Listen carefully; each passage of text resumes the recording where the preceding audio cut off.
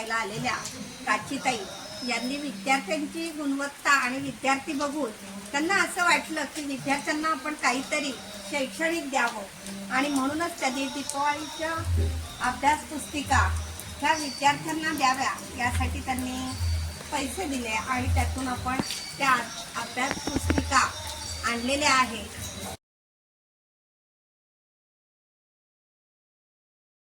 आवाज येतो?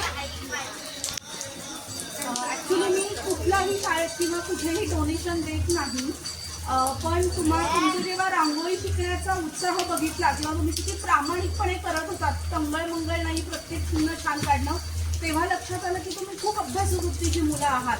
तर मी हे पहिल्यांदा डोनेशन देते. कळलं का? कधीच कुठल्या शाळांना कुठल्याही मुलांना मी डोनेशन दिलेलं नाहीये.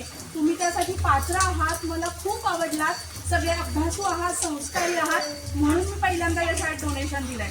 तर सगळ्यांनी खूप छान अभ्यास करा आणि जमलं तर दरवर्षी माझ्याकडून तुम्हाला या पुस्तिका देईन.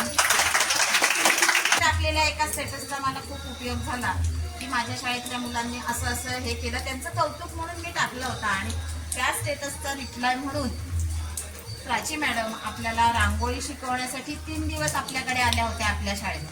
ते सहकार्य त्यांनी आपल्याला केलं.